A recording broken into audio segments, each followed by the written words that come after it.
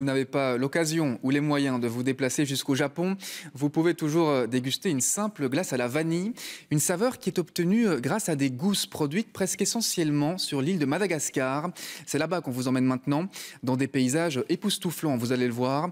La vanille est au centre d'enjeux commerciaux gigantesques. Reportage de nos correspondants Renaud Roux, Annabelle Issens. La précieuse orchidée se mérite.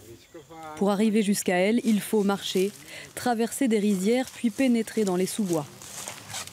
Dans la Sava, capitale mondiale de la vanille, le climat chaud et humide donne naissance à cet or vert, 9 mois après la fécondation des fleurs par la main de l'homme. Thibaut Francard est de l'expédition. L'ingénieur belge de 26 ans vient d'être recruté par une société de collecte et d'exportation de vanille. Lorsqu'il fait chaud, on commence à sentir les gousses bien mûres. Aller à la rencontre des planteurs fait partie de ses missions. Quand elles commencent à s'ouvrir comme ça, c'est un signe de la maturité. À quelques jours de la récolte, les paysans ne dorment plus pour veiller sur leur trésor. Car à mesure que les prix grimpent, les vols dans les plantations se multiplient. Ils poinçonnent même leur culture de leurs initiales comme preuve de paternité. Plus la vanille mûrit, plus nos initiales ressortent sur ces gousses.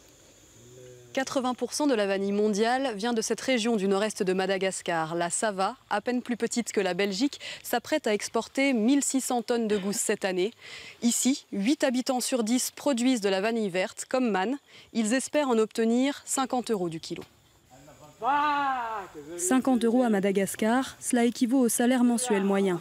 Alors les gousses récoltées sont bien gardées, souvent cachées, jusqu'à ce que producteurs et acheteurs s'accordent sur les prix. 6 kilos 300. Deux marchés se succèdent, celui de la vanille verte en juillet et celui de la vanille transformée en octobre. L'échaudage et le séchage révèlent le bouquet aromatique exceptionnel de la précieuse orchidée et transforment la gousse fraîche en or noir. C'est comme ça que je fais. Je vais bien l'éparpiller. Dans ce village de brousse, la première vente vient d'avoir lieu.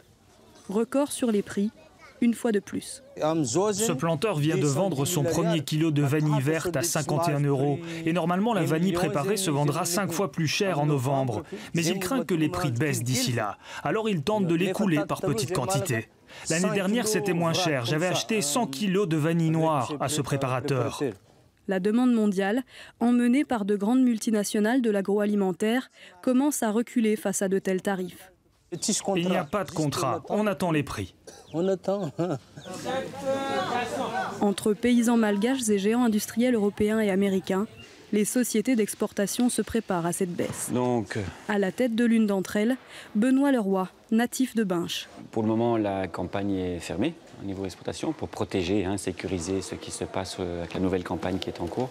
Bientôt, ces gousses aromatiseront nos crèmes glacées et nos pâtisseries. On va déjà garantir notre produit, savoir où on se situe et offrir à notre client quelque chose d'homogène. Avant départ, un passage par le laboratoire. Donc ça, on va faire humidité et vanilline. D'accord ? Ces dernières années, la flambée des prix s'est accompagnée d'une baisse globale de la qualité. Mais rien n'est irréversible. Si la demande diminue fortement et que la production monte, on va retrouver un équilibre. Et paradoxalement, la vanille retrouvera alors une qualité exceptionnelle parce qu'elle ne sera plus intéressante à être volée sur les pieds. Les paysans n'auront plus l'intention de la récolter avant. Maintenant, définir un juste prix, un prix cohérent pour tout le monde, ça, c'est pas à moi de le faire. Après 6 ans de fièvre sur les prix de la vanille, le cours pourrait bien s'effondrer brutalement. Quelques 100 000 paysans malgaches devraient alors miser sur d'autres activités.